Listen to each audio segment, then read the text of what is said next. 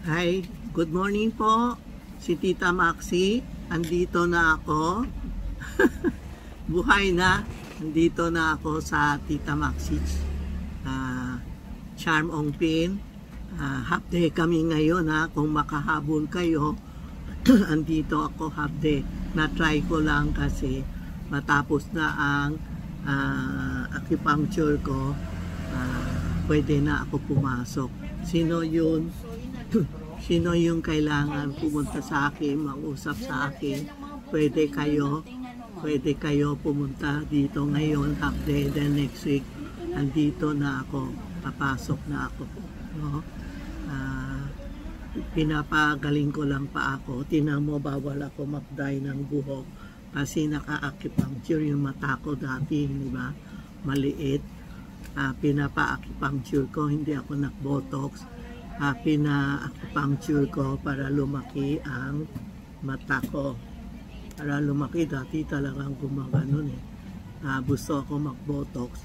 Ayaw ng doktor, sabi niya, pag nag-botox ka, every 6 months magbo-botox ako. Kaya naka-acupuncture ako ngayon na para tumalaki yung ugat dito, sinaksak ang ugat. Pag nang-acupuncture ako, alam mo, dugo ang lumalabas. Ibig sabihin, lumalakad na yun ugat sa yung dugo sa ugat ko. Pag na inalis na yung karayong, puro dugo, it means good na okay na ang ugat na dumadaan sa mata ko, no? So, bawal pa ako mag-dye. Tingnan mo, ang puti pa.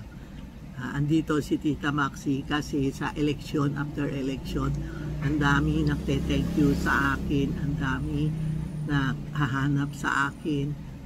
Sorry kasi talaga hindi ako makalakad, masakit. Ngayon, na-try ko, nagulat anak ko. Bakit ka papasok? Sabi ko, try ko lang. Okay naman, lumakat-dakat ako dahan-dahan. Nakapasok din sa tindahan. At least, kung sino gusto mag-usap sa akin, sino ba yung Inday na yung bodega, tawagan mo, pwede siya pumunta ngayon, yung butika, habang andito ako. Ake. Oh. Tingnan mo, kung pwede siya. Try mo, kung sino gusto ngayon, hanggang 12 lang kami, ha? Oo, kasi andito si Tita Maxi, sino gusto pumunta hanggang alas 12 lang po kami, ha?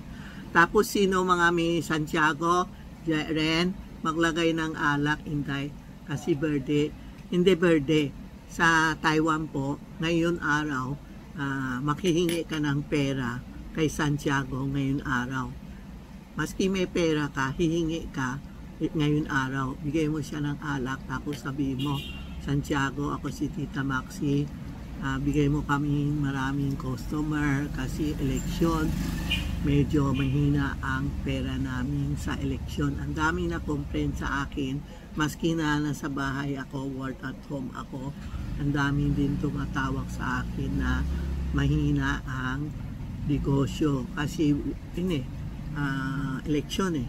Lahat pera nasa eleksyon eh, wala dito sa Ongpin. Kaya sino gusto magtanong, and ba sinabi ko yung Chinese New Year, yung bumili kayo, hindi nyo naintindihan, pwede kayo pumunta dito, mag-e-explain kami anong binili nyo, para ma-explain ko sa inyo, o si Inday, si Rena, mag-e-explain sila sa inyo, no? Ngayon, kung may alak ka, may mga alak, pakain, biskuit, prutas, alay niyo Santiago, mas kinahapon na hingi kayo ng pakain kay Santiago. At pakain, hingi kayo pera, alay niyo muna, ha? Okay? Andito na ako sa tindahan ni Tita Maxi. Anong tanong? Marami kasi gusto, inaantay ako. Andito naman si Inday, si Rena, minsan tatanong sila kung tama o hindi. Lahat kami mga angel ko, magagaling. Hindi pwede walang pasa sa amin to. kailangan lahat magaling sila po, no? Pwede kayo pumunta hanggang alas 12 ngayon, then Monday to Saturday 9 o'clock to 6 o'clock, no? Maka-appointment. Huwag kayo maka-appointment, walang mangyayari kasi pag naka-appointment kayo, hindi pumupunta, sayang lang oras namin po. Okay? And today is our anniversary ng asawa ko, yung wedding anniversary, 50 years, 50, pero wala na siya. O, yan lang. Nasa heaven na siya. Yan talaga ang buhay, no? Never siya panaginip sa akin. Never.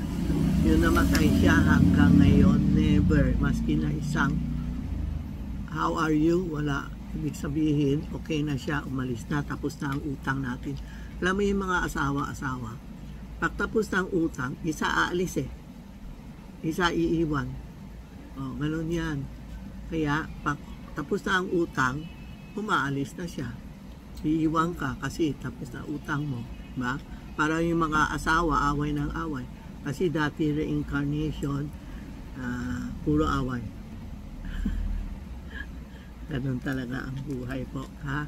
Okay? Hanggang dito na lang po, ha? Thank you sa lahat na 3 months. 3 months ako wala, ano? February 1, March 1, April, May. Mga 3 months and a half. At least okay na ako kaysa worried ako. Ano ba nangyari sa paa ko? Sabi ng mga Chinese, kung ilang taong ka, ilan araw ang gagaling sa akin. Ako po, pag 90 years old, di 90 days, gano'n. Mga Chinese, gano'n yan. Kung anong edad mo, yan ang gagaling sa'yo.